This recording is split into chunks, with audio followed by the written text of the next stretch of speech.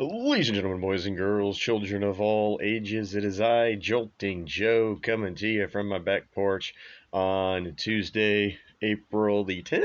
11th. April the 11th. What are you drinking? What are you smoking? I've got one of my Filthy Hooligan Shamrocks from Alec Bradley, the triple wrapper. There you go. All right. And then what am I drinking? I've drank this before, but this is the Tarnation from St. Arnold's. You can see the ABV there, 9.0, baby. Yeah, but it's a strong ale, unreasonably strong ale, as you can see there. So let's open this puppy up.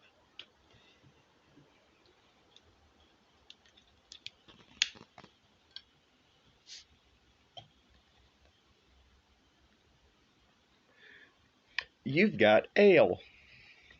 Yeah. All right, there we go.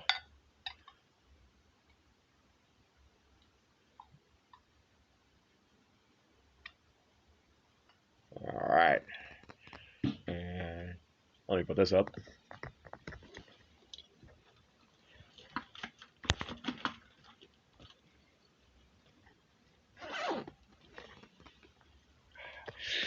All right. Ooh, forgot about that. All right. Cheers, everybody. Mm. We got some beautiful weather here in Houston. It's in the 70s right now. Just fantastic.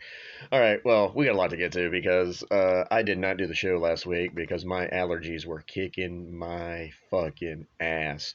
They actually started the night of the championship game on Monday. I still went, but my nose was running and it was nasty. And then Tuesday and Wednesday, man, my head was just completely stopped up. Uh, did go to the doctor. Doctor did say it was allergies, just FYI.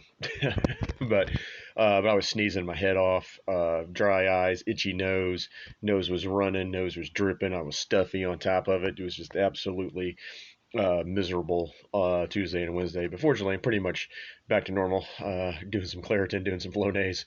And so I took a break though from smoking and drinking. So yeah, I'm back at you here.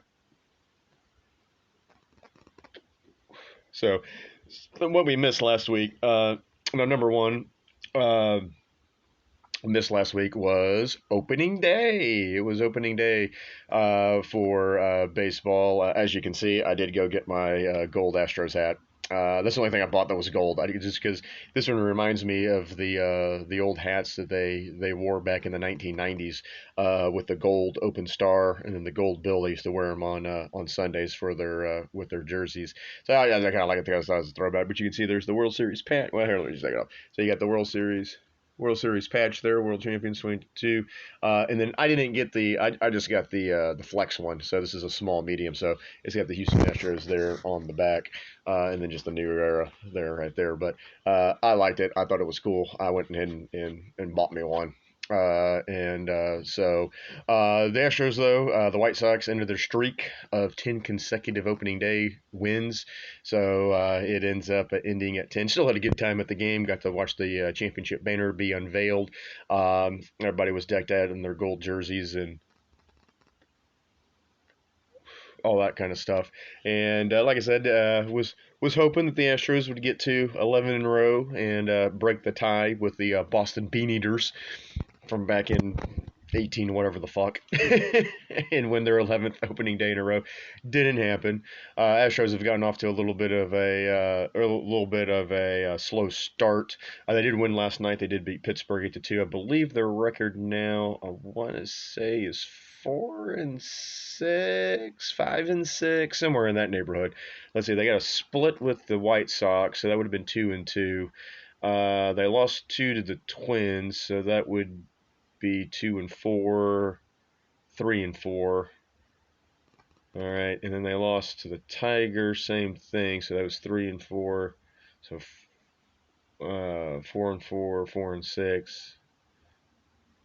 Yeah, it should be 5-6. All right.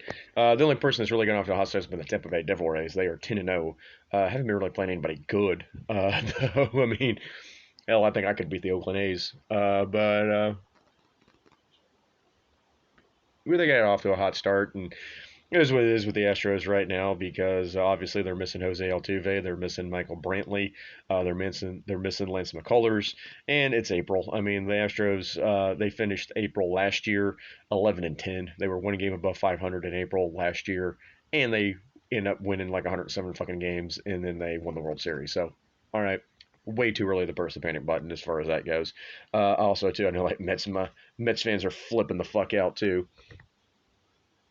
Mm, Mets fans got swept by Milwaukee, and then they got their ass fucking handed to them in that series as well. But I love opening day baseball. Opening day is my favorite. Is my personal favorite uh, opening day of all the sports. I would rank baseball number one. Just because everybody's playing, you get day baseball.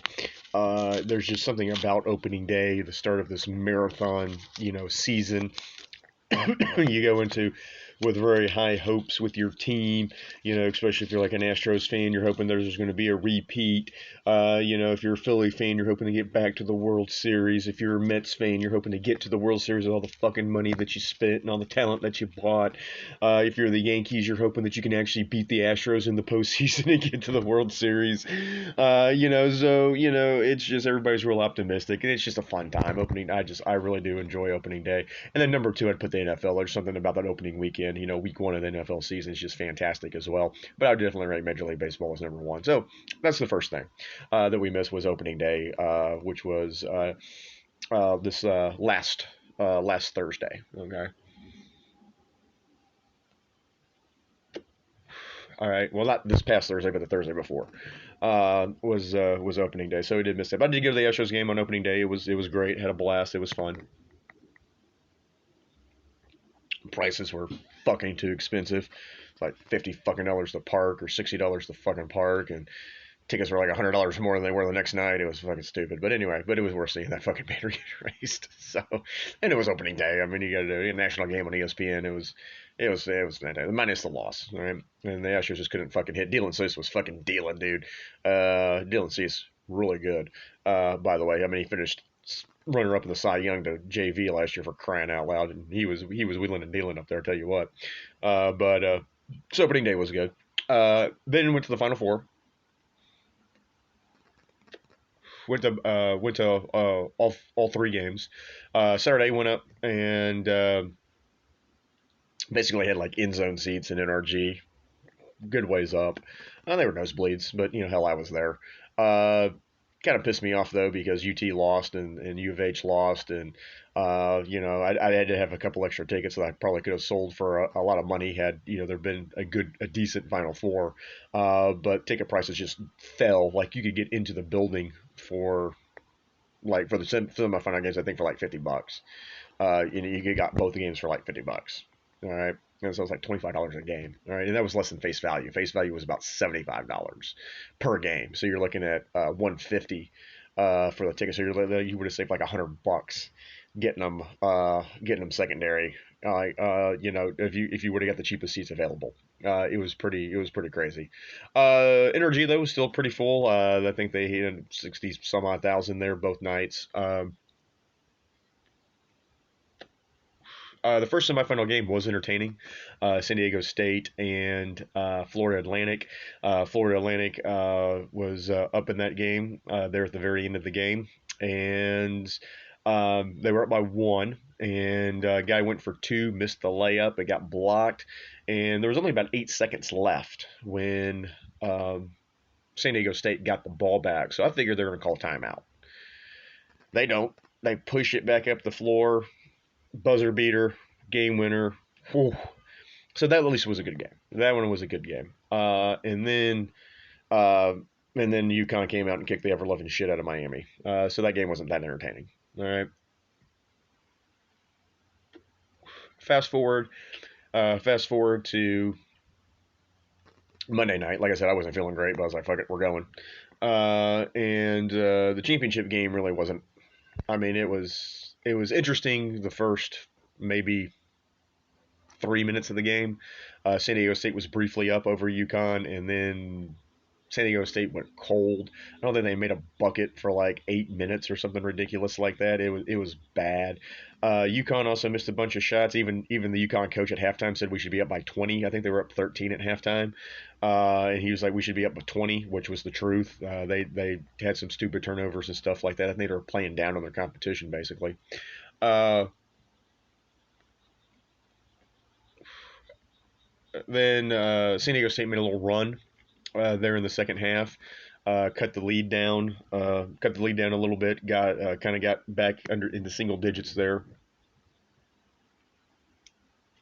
and then basically it was just too little, too late, and then UConn ended up running away with it.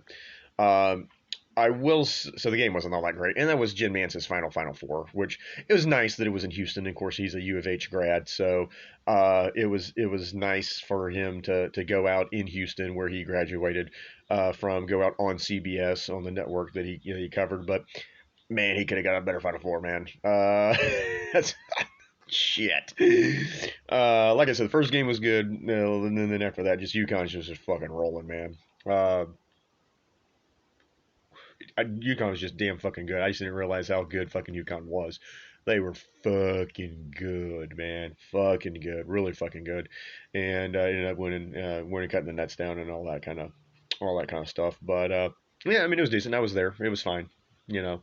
Uh, and yeah, it kind of is what it is. And like I said, championship tickets, like you could have got it in, a decent price, because nobody was interested in UConn, San Diego State. Just nobody, was interested. I mean, UConn's a decent program. I mean, UConn's got 5 national championships now. I mean, they're not a fucking scrub by any stretch of the imagination. But they've been really good for a long time, especially under Jim Calhoun when he was there. Now they got another title. So I mean, UConn's a fucking good team.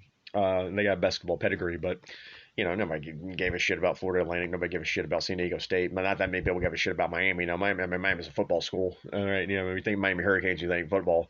But there was no blue bloods, and except UConn, you can kind of count as a blue blood. Like I said, they got 5 national fucking championships, but just nobody with any kind of national cachet. No UCLA, no Kentucky, no Duke, no UNC. Like I said, though, just being in Texas, UT would have helped.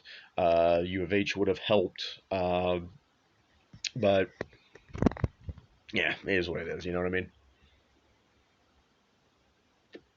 But UConn now has 5 national championships. Of the 5 national championships that they have won 4 of them in Texas. They love themselves some Texas. They've won in Houston twice, they've won in San Antonio once, and they've won in Dallas once. So, not next year, which is 2024, but the year after, in 2025, the Final Four is in San Antonio. Just go ahead, put your future bet down now. UConn to win it all in 2025 in San Antonio. Nova, another team that really likes Texas. They won. Was that 2018? They won in Houston. I remember, no, was it 2017 they won in Houston? 2016 they won in Houston? Whenever they won in Houston. And then 2 years later it was in San Antonio, and they won the national championship again. So they took a year off and then won another one. They won 2 in 3 years. And so once again, Villanova also likes Texas a lot too. And I know Connecticut does. Holy fuck! But yeah, they ended up doing that. All right. Also, the let's see. I don't know if the NHL season. I think it might be done. Hold on a second. Let me get into ESPN here because first of all, nothing really on the NFL front until the draft. Nothing's really kind of come really kind of come of that. But Sunday was the last day of the NBA season. Let's see if there's any headlines today. No, no, no, no, no, no, nothing really going there. And we'll talk draft later. We don't need to do that right now. And then, like I said, so NBA, the final standings for the NBA, just to let everybody know here. Milwaukee ends up winning the East, followed by Boston, Philadelphia, Cleveland, the Knicks, the Nets, then the Miami Heat, and then your 3 play-ins were Atlanta, Toronto, and Chicago. Indianapolis, Washington, Orlando, Charlotte, and Detroit all eliminated. In the Western Conference, Denver finishes with the number 1 seed, followed by Memphis, Sacramento, Phoenix, Clippers, Golden State, and then your play-in is the Lakers, the Timberwolves, the Pelicans, and OKC, and then Dallas, Utah, Portland, Houston, San Antonio all eliminated. Oh, and the thing about Dallas, so Dallas did have a chance to make the play-in game. They set Luka, they set Kyrie, they set their other guy that they got. I can't remember his name. They set everybody, and now the commissioner and NBA are looking into the fact that basically the Mavericks were tanking to intentionally miss the playoffs and to get into the draft lottery. So they're looking into that. So we'll see what comes of that. I'll keep you posted as far as that goes. Also, too, Rudy Gobert got into an altercation in Minnesota. He's been suspended for a game, so he'll be out against the Lakers as far as far as that goes. Let's see here. All right, so it looks like tonight we've got this is the play-in game. We've got the Hawks at the Heat. We've got the T-Wolves at the Lakers. On Wednesday, we've got Bulls at Raptors. We've got Thunder at Pelicans. And then we'll have the playing on Friday. And then right now on Saturday, it'll be the Brooklyn and Philly taking each other on. The Celtics will get a play-in team. Then the Knicks and the Cavs, the Warriors and the Kings. And then Sunday will be the Bucks and a play-in team, the Nuggets in a play-in team, the Grizzlies in a play-in team, and then the Clippers and the Suns. And so those are your playoff matchups as of right now. Okay, so there's your NBA season. Let's see if there's anything going on in the NHL.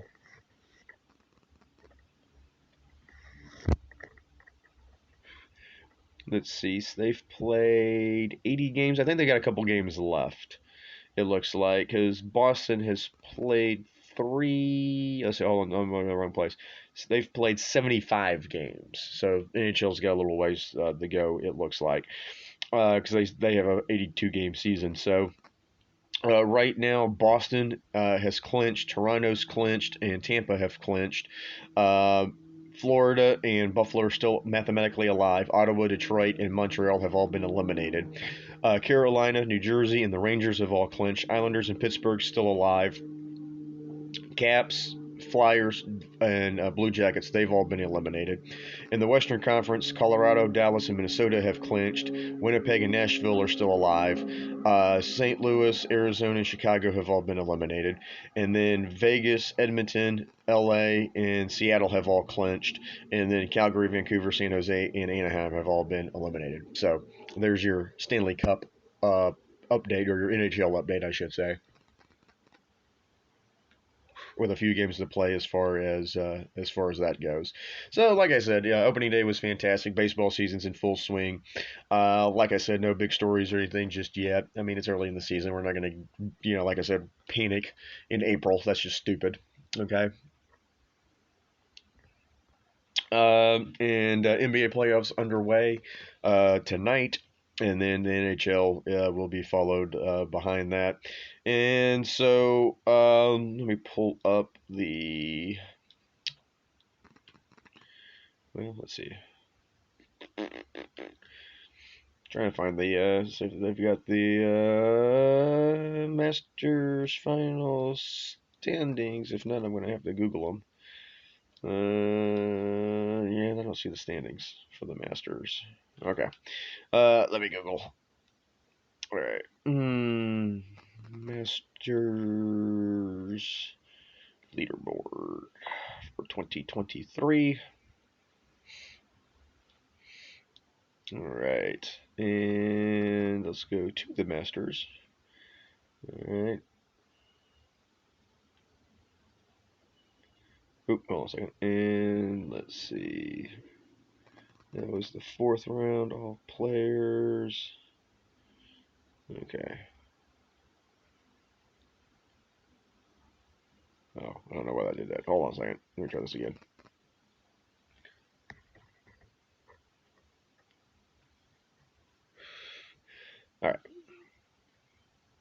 is that doing? That's fucking weird. All right, let me see if I can find. That's the Masters, but their leaderboard's kind of weird. Let me go to CBS Sports.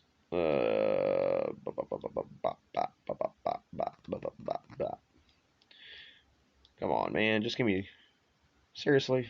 Alright, fucking A. Let's go to Golf Channel. Here we go. Golf Channel should do me solid. This should be an easy one to look at. Maybe. Okay, there's the Masters. Okay, there we go. Okay. All right. Okay. Got it. Okay. All right. All right. So, with the time we got left, I got about 10, 12 minutes here. Let's talk Masters. I watched a lot of the tournament. I didn't catch a lot of it on Thursday. I didn't catch too much of it on Thursday. I did see a little bit of it, but not a whole lot. But they got through Thursday. They got through Thursday okay. Thursday the weather was good.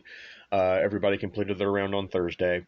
And Jon Rahm was looking, he was okay. Brooks Koepka was doing good.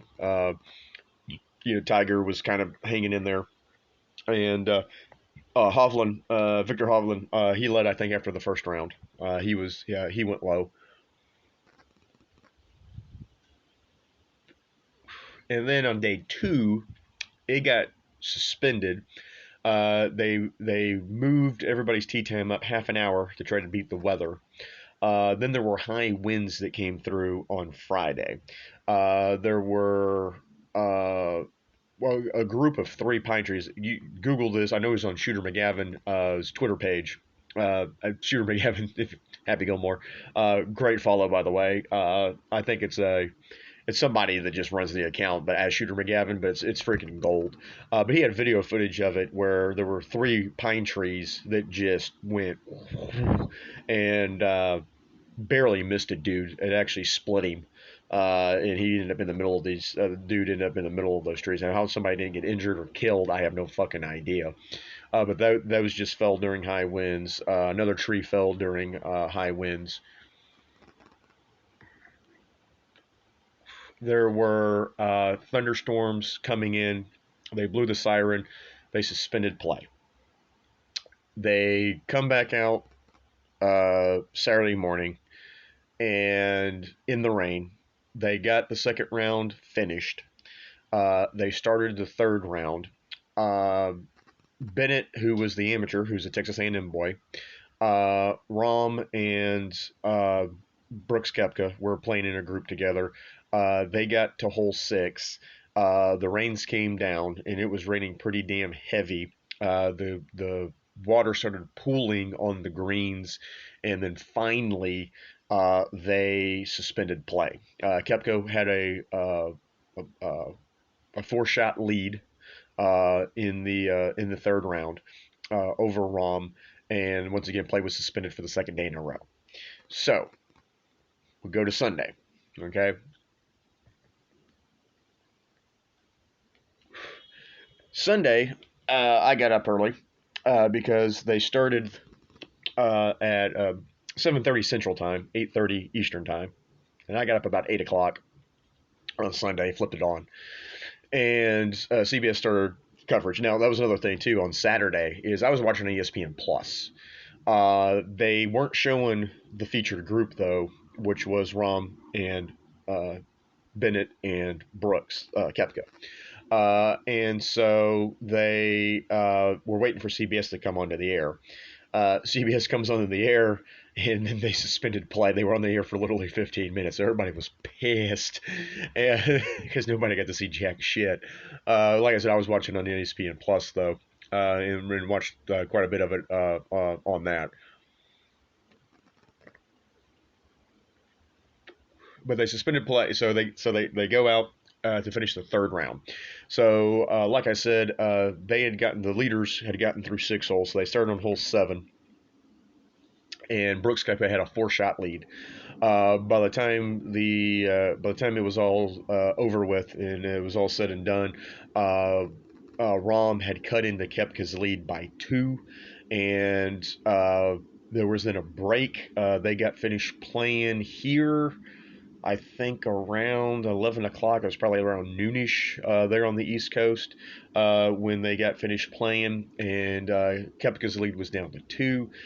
They came back, and then they teed off about 2 o'clock Central, 3 o'clock Eastern. They then teed off for the fourth and final round. All right. Sun finally came out because, like I said, Saturday was miserable. It was cold. It was rainy. Uh, it was windy. Sunday, the morning was cool. It was windy. Sun finally came out in the afternoon, so the fourth round was good, and everybody fucking started shooting low. Uh, Phil Mickelson had himself a day. I think he shot a 65 on the day, which is 7 under. Uh, and Phil got himself in the second place actually at 8 under. But Phil just went off. And say what you want about Phil, I still like Phil. He's kind of a weird dude. He's kind of kooky a little bit. I kind of get it. He said some dumb shit. But as a player, I still like Phil. And Phil, of course, is what 53 years old, something like that. He became the oldest player to shoot that low in a Masters. He posted a 65, and then, like I said, finished the tournament at 8 under, ended up finishing tied for second place in the Masters. And then also too, Fred Couples, good old Freddie Couples, U of H graduate, also former Masters champion. You get a lifetime invite if you win the Masters. So Freddie was playing. Freddie's 63 years old. Freddie made the cut, and it was unbelievable. But he's the oldest player. He was the oldest player ever to make a cut at the Masters, and then he didn't do too good after that. I think Freddie finished down here.